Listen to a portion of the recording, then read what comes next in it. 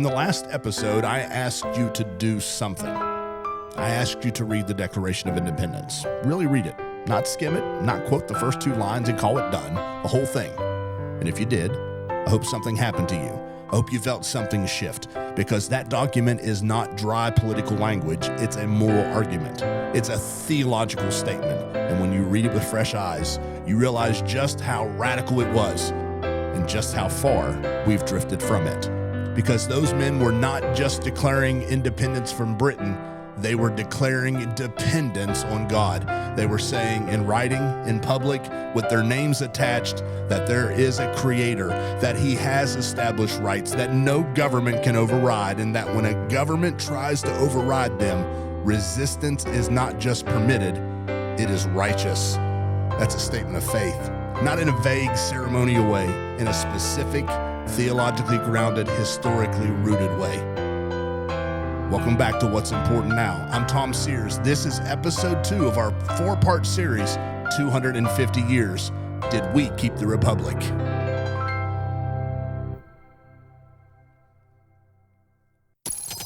Welcome to the What's Important Now broadcast. In America today, we are witnessing a cultural shift. This is the show devoted to the battle for the soul of our country. Join our host, Tom Sears, as he explains the issues of our day, and join the fight to bring values and morality back. Let's join Tom now as he shares what's important now. And welcome back into What's Important Now, episode 2, or part 2 of this 4-part series, 250 Years Did We Keep the Republic? And today is titled, What They Built and What We've Lost. Before we dive too deep into it, don't forget to visit legacylivingmedia.com, where you will find all of our podcasts, not just What's Important Now, but everything we have to offer, and some more information on that website as well. And don't forget to subscribe, like, and share on your favorite podcasting platform. Get this program into the ears of other people if you think it's important. I believe it's important. So hopefully you'll help us out there. Thank you for that. All right. Moral architecture of the Republic. So the founders, they did not just create a government. They actually created a moral architecture, a framework of values, so to speak, institutions and assumptions that they believed and that they knew were necessary if self-government was going to survive. And I want to be precise about this. Self-government, because today we use it to mean something like democracy or elected officials or the right to vote. But that is not what the founders meant. When they said self-government, or when they said that, I should say, they meant the capacity of ordinary human beings to govern their own passions, their own appetites, and their own impulses. The ability to do what is right, even when no one is watching, to honor a contract, even when breaking it would benefit you. Stuff like that. To tell the truth, even when a lie is, it's more convenient. That kind of self-government. Internal self-government is what makes external democratic government possible. And the founders knew that. And they knew where it came from. So John Adams, second president, lawyer, not a man given to sentimental language, he put it plainly. And I said this in the last episode. He said, our Constitution was made only for a moral and religious people, and that it is wholly inadequate to the government of any other. Wholly inadequate. Strong words. He wasn't saying it would be harder without morality or religion. He's saying it wouldn't function, period. So let me give you 3 pillars of what they built. 3 foundational convictions, not 4, not 5, just 3. Because I believe that these 3 foundational convictions, they will hold the whole structure together. Because if you understand these 3, you understand everything. Pillar 1, the sanctity of the individual conscience. Ladies and gentlemen, the founders believed, and they built a government on this belief, that every human being possesses an immortal soul that is directly, personally accountable to God. Not accountable to the state, not accountable to a king or to parliament or to a party, accountable to God. And because of that direct accountability, because of the image of God that was stamped on every human being, I should say is stamped on every human being, from the moment of conception, certain rights are non-negotiable. And they are, as written in the Declaration, life, liberty, and the pursuit of happiness. Now think carefully about what happens if you remove theological foundation, that theological foundation from that sentence. If there is no God, if human beings are just highly evolved animals, products of random mutations and natural selection, then what exactly makes human life sacred? What gives any individual a claim to rights that cannot be violated? Well, the secular answer is nothing. Rights become whatever the most powerful group in the room decides to grant. And what power grants, power can revoke. The history of the 20th century is the history of what happens to human rights when you remove God from the equation. Think about it. The Soviet Union, Nazi Germany, and even China. Every totalitarian catastrophe of the modern era began with the premise that human beings are not made in the image of God. They are made for the state. I believe the founders understood the stakes, and that's why they didn't ground rights in the government. They grounded them in the Creator, and they put it in writing so that no one would be confused about it. The sanctity of individual conscience, rooted in the image of God.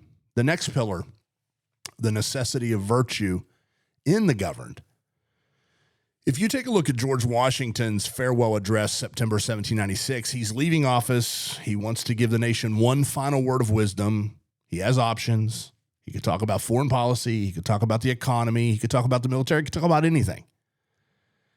Rather, he chose to talk about religion and morality.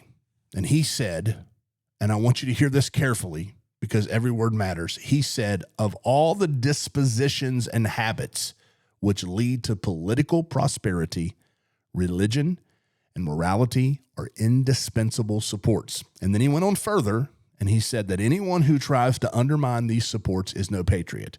Indispensable. Undermine religion and morality, and you undermine the republic itself. That was George Washington's final public message to the American people. And you need to know something else. Whenever you hear religion from our founding fathers, it specifically means Christianity. It specifically means Christianity. And so it was not just Washington saying these things. If you look at James Madison, who's known as the father of the Constitution, he wrote that we have staked the whole future of American civilization, not on the power of the government, but on the capacity of each of us to govern ourselves according to the commandments of God. The commandments of God. Madison didn't say the principles of Enlightenment philosophy. He didn't say traditions of common law. He said the commandments of God. Now, here's why this matters so much for where we are right here in 2026. We have spent the last 60 or 70 years systematically removing the sources of virtue from American public life. Prayer out of schools, 10 Commandments off courthouse walls, biblical morality redefined as bigotry, the language of sin replaced with the language of therapy. And then we are surprised. I say that sincerely, genuinely surprised when that virtue disappears. We trust in everything else. And when trust in institutions collapses, when crime rises, families fracture, and the social fabric tears, we are surprised. But you cannot remove the roots and expect the tree to stand. Washington told us that in 1796. We just chose not to listen. The third pillar, the covenant nature of the American experiment. Now, this is one of that most people don't know about, and it may actually be the most important one of all three. The founders understood, many of them explicitly and in writing, that America was in a covenant relationship with providence. That the blessings of this nation were not accidental. They were granted by God and for a purpose. And that if the nation turned from the God who granted them, then it was common sense that the blessings would not remain. Again, not a new idea. It's as old as the book of Deuteronomy. Chapter 28, verses 1 and 2. If you fully obey the Lord your God and carefully follow his commands, the Lord your God will set you high above all the nations. All these blessings will come on you and accompany you if you obey the Lord your God. You better believe the founders knew that passage. And I know this because many of them preached it or they quoted it in correspondence. John Winthrop preached from that exact scripture before the Massachusetts Bay Colony even landed. And they built a republic on the assumption that the covenant principle was not just applicable to ancient Israel. It was universal. It was to be applied to any nation that entered into that exact relationship with the God of the Bible. And then on the flip side, Deuteronomy 28:15 was just as real to them. If you do not obey the Lord your God and do not carefully follow all of his commands and decrees I am giving you today, all these curses will come on you and overtake you. Blessing and curses, obedience and consequence. You know, the founders, they built on those twin realities.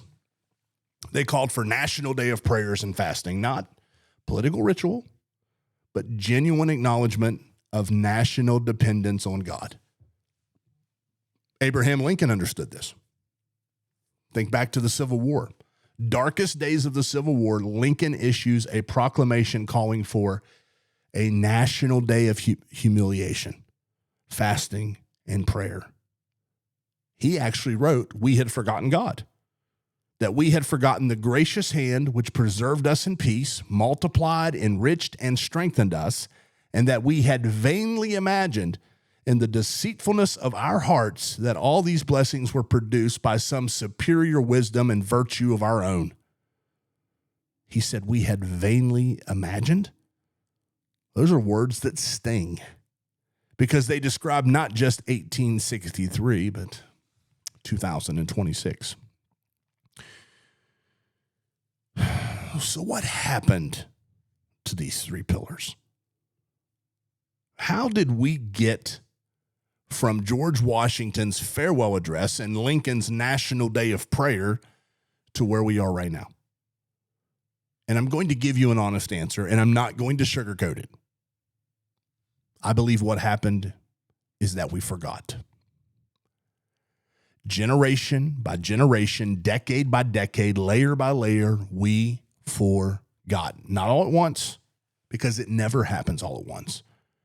Rome didn't fall in a day. Israel didn't drift from God overnight. It's always a slow, patient erosion, the steady pressures of comfort. When we replace conviction with convenience, that quiet moment where we trade what is true for what is comfortable. And let me trace it for you. And as I do, I want you to understand this is not a political analysis, rather a spiritual diagnosis. If you go to the early 19th century, it was a season of extraordinary vitality, spiritual vitality, I should say, in America. The Second Great Awakening, the 1820s, 1830s, sweeps the country. Charles Finney holding revival meetings in New York, Peter Cartwright on the frontier, camp meetings where thousands of people fell on their knees, open fields, crying out to God. Genuine, documented, undeniable revival. Souls saved, communities transformed. The moral energy of that awakening produced the abolition movement, the temperance movement, and the beginning of public education for women and minorities. That was the health of a nation while in covenant relationship with God. But if you fast forward, how quickly we forget, to the late 19th century, something is clearly shifting. Something is happening underneath the surface. Well, we do know that the Industrial Revolution is making America more prosperous beyond anything the founders could have ever imagined. Railroads and steel mills and factories. And the self-made man became the cultural ideal, I should say. Andrew Carnegie, not Jonathan Edwards. John D. Rockefeller, not Charles Finney. Prosperity has a way of making people believe they built everything all by themselves. Deuteronomy 8 saw this coming from 3,000 years away. When you eat and are satisfied, when you build fine houses and settle down, when your herds and flocks grow large and your silver and gold increase, then your heart will become proud and you will forget the Lord your God. That's not a prediction. It's a pattern. And America walked right into it. And then if you fast forward a little more to the early 20th century, theological liberalism began to quietly dismantle the foundations of the mainline Protestant churches. It came in through the universities and the seminaries. The Bible was no longer the inherent word of God. It was a human document. It's to be studied like any other ancient text, then deconstructed, reinterpreted, and stripped of its authority. The supernatural became an embarrassment. Miracles were metaphors. The resurrection was simply a spiritual concept. It was not a historical event.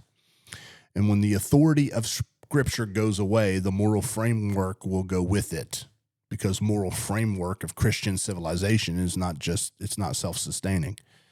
So it depends on a living God who commands, who judges, who redeems. Take away that God and you have ethics without a foundation. Morality doesn't have any muscle, a code of conduct with nothing behind it but social convention. And social conventions, they change with the culture. So in 1962, Engel versus Vitale. Supreme Court rules that school-sponsored prayer is unconstitutional. The following year, Bible reading in public schools, unconstitutional. Now think about what that represents. For 160 years, let me back up, 186 years, 1776 to 1962, American children had prayed in school. 186 years of practice. And in the span of 2 Supreme Court decisions, it was all gone. Declared inconsistent with the Constitution that the founders wrote. Now, I want to be really careful here because the First Amendment matters. I believe in religious liberty. I don't want the government telling children what to pray or mandating a particular denomination's creed. That's not what this is about. What it is about is this. The message that those decisions sent to an entire generation of American children. The message was, God does not belong here.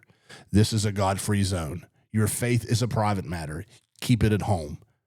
To be kept out of the public square.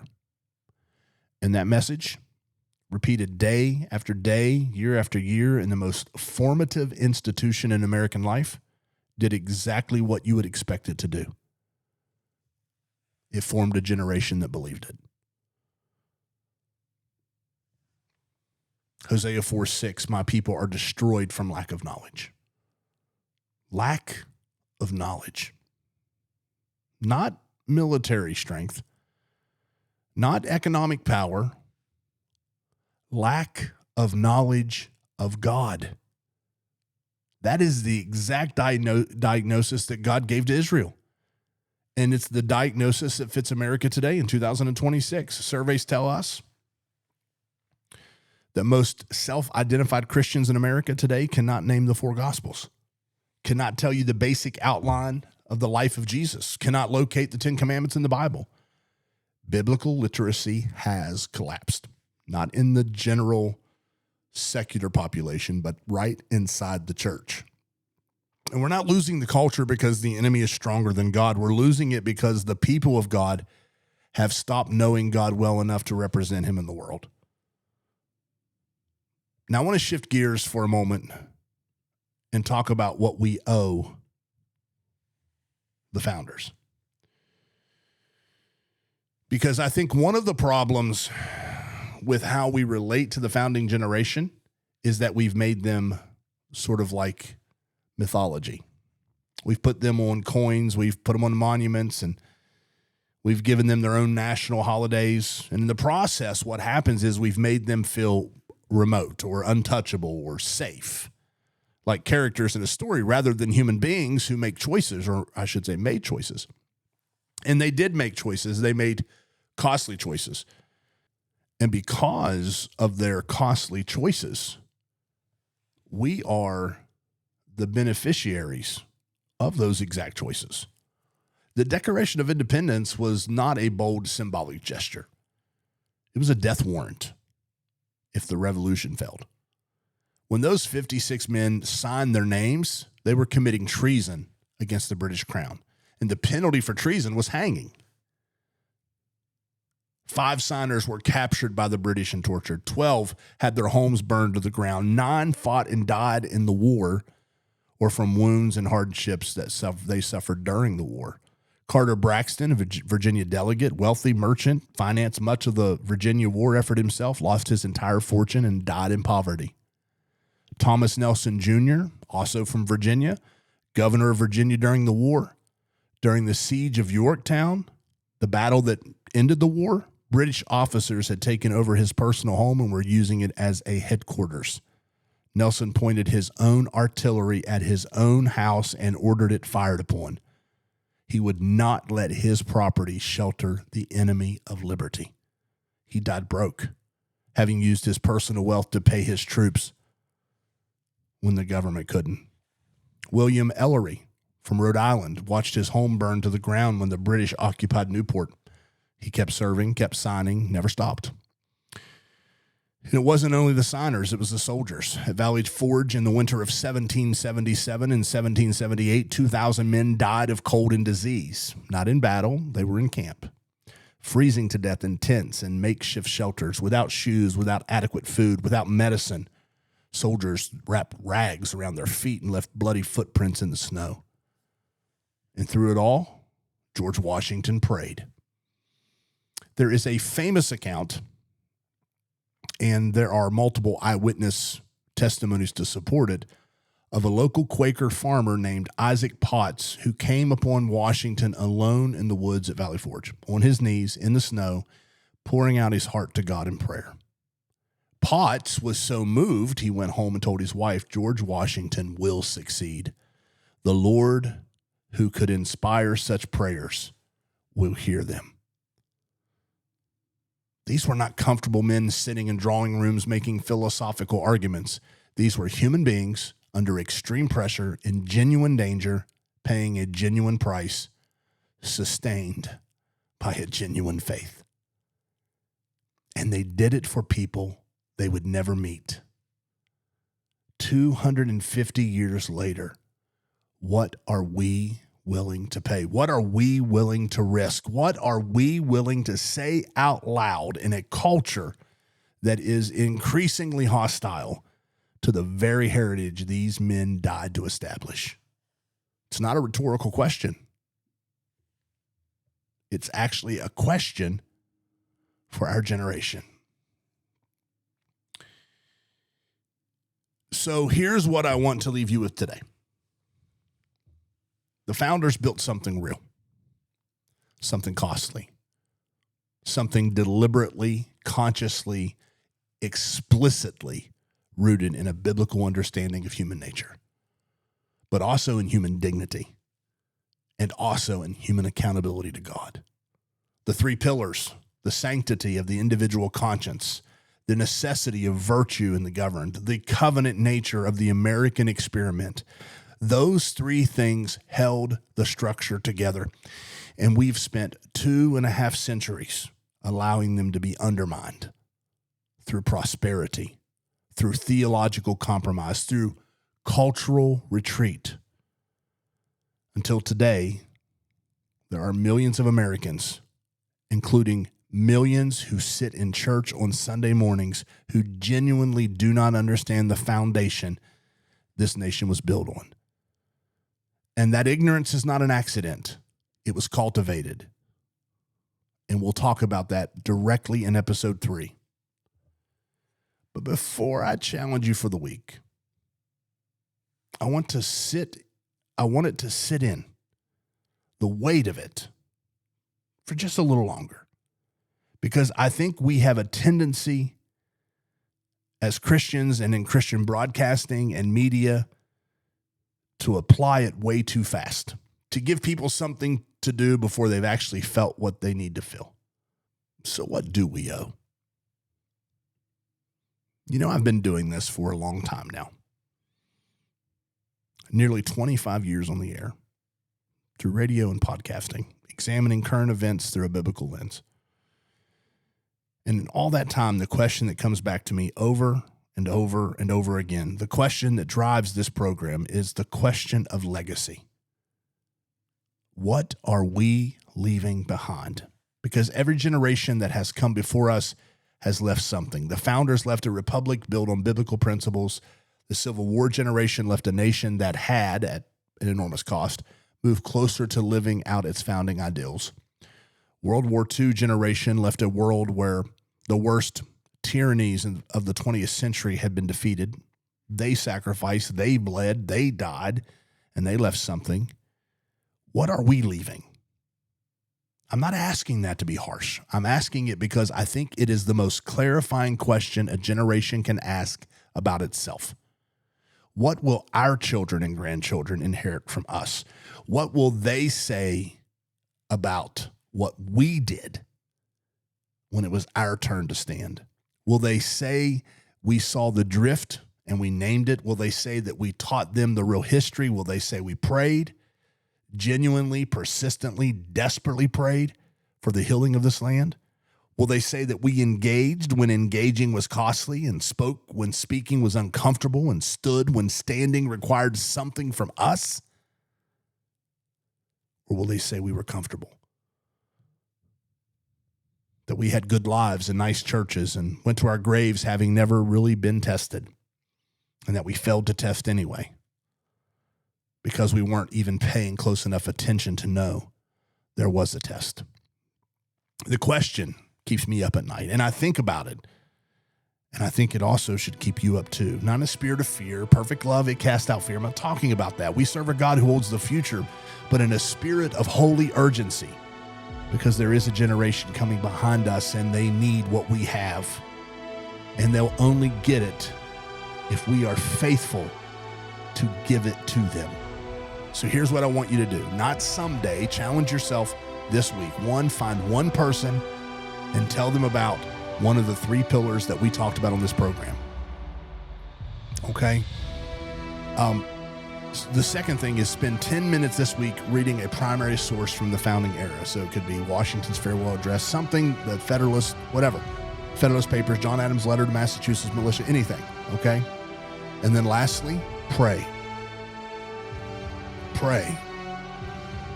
Pray the words, humble us. Pray.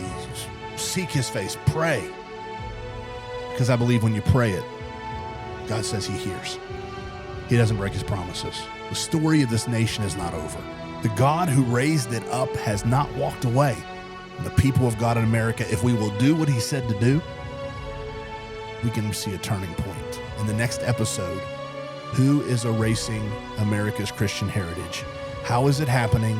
And what does the church have to do with it? That's a hard one, but you need to hear it. I'm Tom Sears. This is What's Important Now. Don't forget, fight the good fight of faith, contend for the faith. There is a cause. It does matter, and it is important now.